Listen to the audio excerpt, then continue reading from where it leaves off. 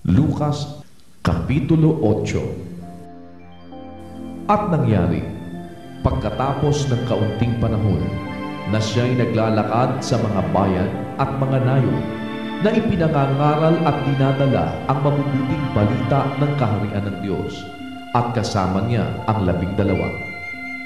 At ang ilang babae na pinagaling sa masasamang espiritu at sa mga sakit, si Maria na tinatawag na Magdalena, na sa kanya'y 7 demonyo ang nagsilabas, at si Juana na asawa ni Chuza, katiwala ni Herodes, at si Susana, at iba pang marami na ipinaglilingkod sa kanila ang kanilang tinatangkilik.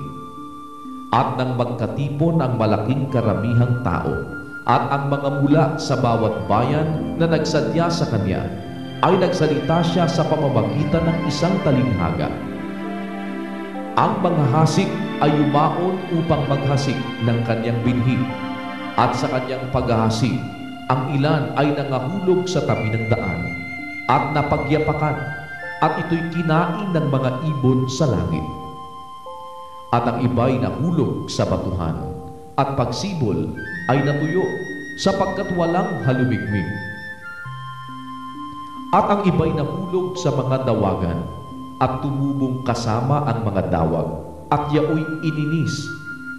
At ang iba'y nahulog sa mabuting lupa, at tumubo at nagbunga ng tig-100. Pagkasabi niya ng mga bagay na ito, siya ay sumigaw, "Ang may mga pakinig na ipakikinig ay makinig." At tinanong siya ng kanyang mga alagad kung ano kaya ang talinghagang ito.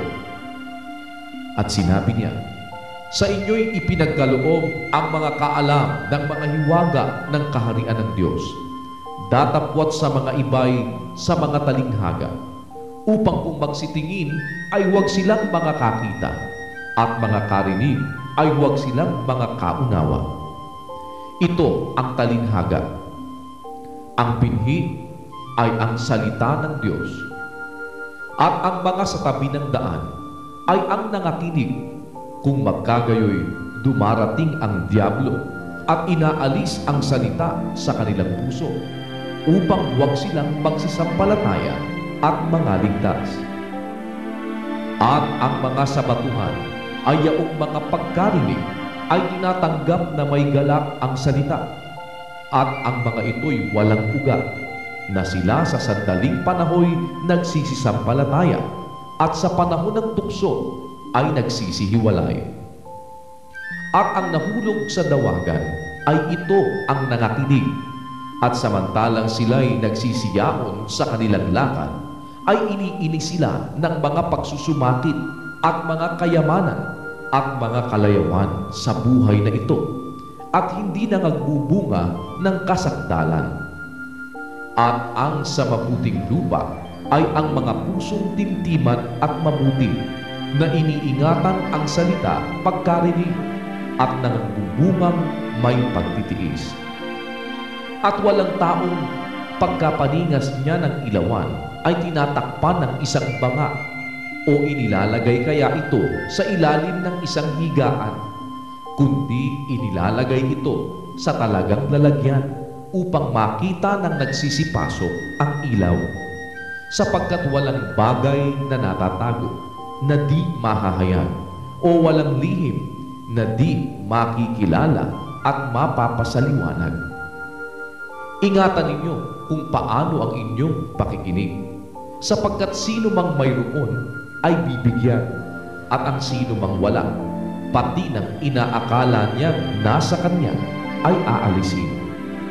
At nagsiparoon sa kanya ang kanyang ina at mga kapatid, at sila'y hindi mga kalapit sa kanya dahil sa karamihan ng tao.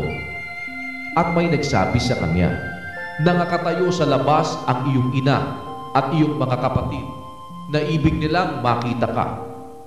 Datapwat siya'y sumagot at sinabi sa kanila, "Ang aking ina at ang aking mga kapatid ay itong nangakikinig ng salita ng Diyos at ginagawa." Nangyari nga sa mga araw na yaon, na siya'y lumulan sa 100, siya at ang kanyang mga alagad, At sinabi niya sa kanila, "Magsitawid tayo sa kabilang ibayo ng dagat-dagatan." At sila'y nagsitulak. Datapwat samantalang sila'y nangaglalayag, siya'y nakatulog, at bubugso ang isang unos ng hangin sa dagat-dagatan, at sila'y nangatitigib ng tubig, at nangasak kapanganiban.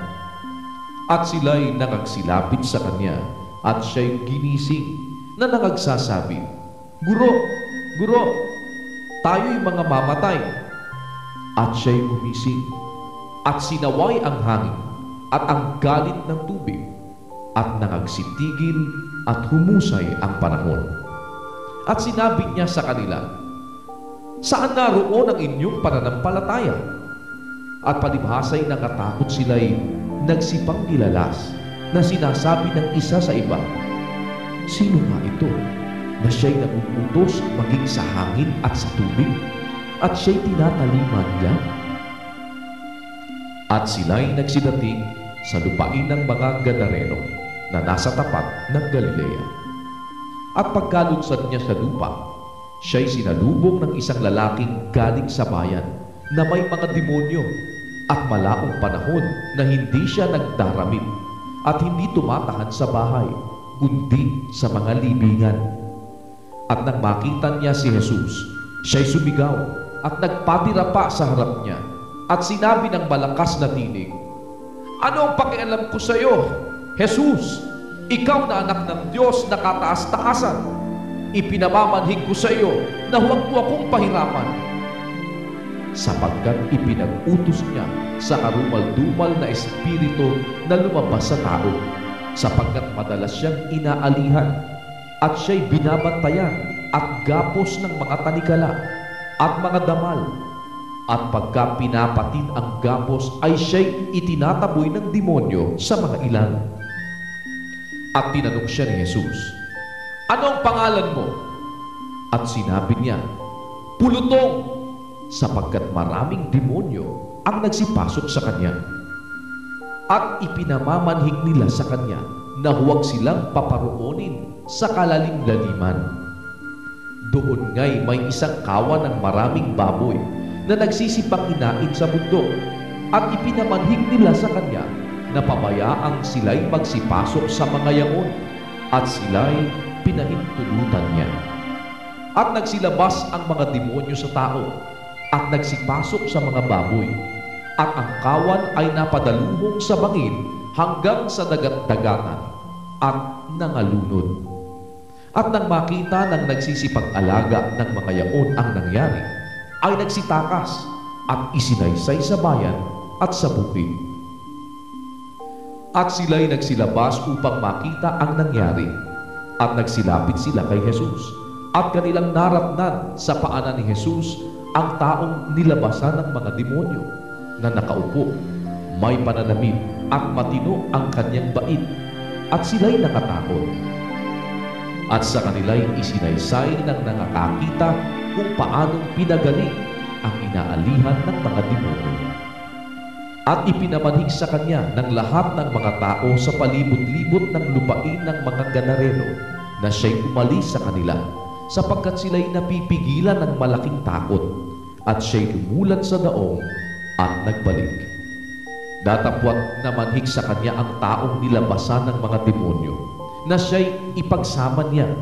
Datapwat siya'y pinaalis niya, na sinasabi, "Umuwi ka sa iyong bahay at ipahayag mo kung gaano kadakilang mga bagay ang ginawa ng Diyos sa iyo." At siya'y lumaon ng kaniyang lakad, na ibinabalita sa buong bayan kung gaano kadakilang mga bagay ang sa kanya'y ginawa ni Jesus. At sa pagbalik ni Jesus, ay sinalubong siyang may galak ng karamihan, sapagkat hinihintay siya nilang lahat. At narito, lumapit ang isang lalaking nagngangalang Jairo, at siya'y isang pinuno sa sinagoga, at siya'y nagpatira pa sa paanan ni Jesus, at ipinamamanhig sa kanya na pumasok sa kanyang bahay, sapagkat siya'y may isang bugtong na anak na babae na may 12 taong gulang, at siya'y naghihingalo. Datapwat samantalang siya'y lumalakad ay sinisiksik siya ng karamihan.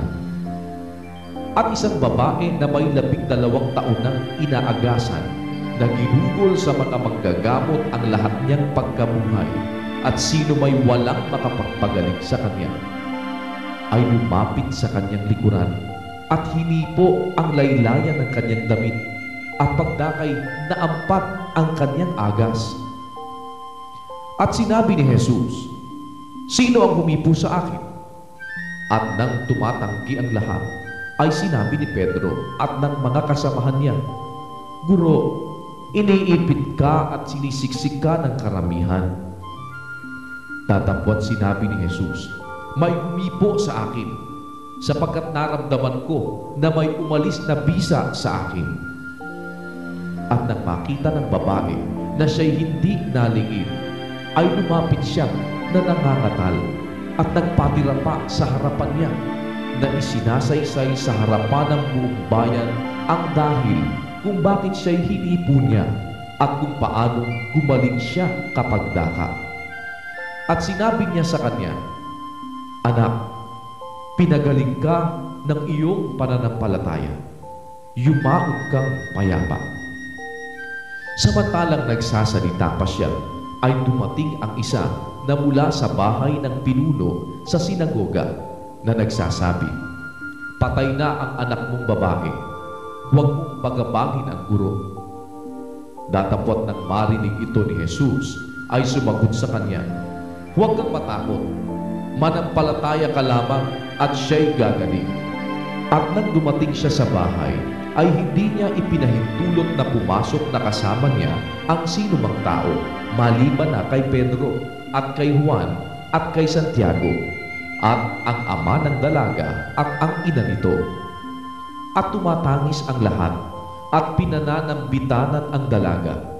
Datapwat sinabi niya, "Huwag kayong magsitangis, sapagkat siya'y hindi patay, kundi natutulog." At tinawanan nila siya na nililibak, na napag-aalamang siya'y patay na. Datapwat tinangnan niya sa kamay at tinawag na sinasabi, "Dalaga, magbangon ka." At nagbalik ang kanyang espiritu at siya'y nagbangong pagdaka at kanyang ipinag-utos na siya'y bigyan ng pagkain. At nangagtaka ang kanyang mga magulang. Datapwat ipinagbilin niya sa kanila na huwag sabihin kanino man ang kanyang ginawa.